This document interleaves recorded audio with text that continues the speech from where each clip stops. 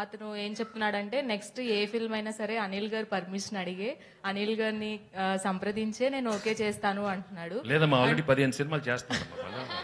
ఇంకా అనిల్ ఎప్పుడు పాపం చేయని అన్ని చేయని హ్యాపీగా కంపల్సరీగా ఉండాలి. మీ సజెషన్ తీసుకొని చేస్తాను అంటున్నాడు.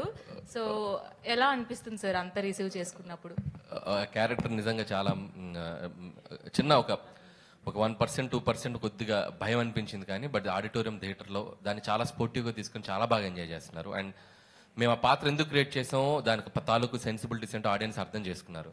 అది రీచ్ కూడా మామూలుగా లేదు. ఇంకా ఇందాక మన ఆయన అడిగినట్టు ఇంకా సెకండ్ హాఫ్లో పెట్టొచ్చు కదా మేము అనుకొని కూడా ఎక్కడో సరే ఆపాం. సరే ఓకే, సీక్వెల్ ఉంది కాబట్టి ఎప్పుడైనా నెక్స్ట్ ఫర్దర్గా వాడిని అడిగాము. అప్పటికి నేను క్లైమాక్స్ లో అడిగా, నేను అనిల్ తను కదా ఫైట్ చేసేటప్పుడు సార్ కొట్టమా నాన్న ఏదో అన్నాడు కదా. సో వెంకీ గారు అడిగారు ఇంకా పెట్టాలి అని. బట్ మాకు ఎందుకంటే వెళ్ళే స్క్రీన్ ప్లేలో అన్ని క్యారెక్టర్స్ ని మేము కంక్లూడ్ చేసుకుంటూ రావడం జరిగింది.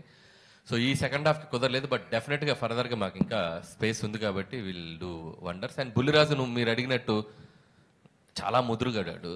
సో చాలా ఎలా మాట్లాడాలో వాడికి బాగా తెలుసు. సో చక్కటి ఆన్సర్స్ చెప్పాడు. సో డెఫినెట్గా అంటే ఇంత పేరు వచ్చింది కాబట్టి ఏది పడితే చేయకుండా, సో వాడికి హెల్ప్ అవ్వాలి, వాడికి ఫ్యూచర్కి వాడు చదువుకుంటున్నాడు కాబట్టి వాడికి జాగ్రత్తగా చేసుకోమని చెప్పాము. So at the end of the day వాడి కాళ్ళు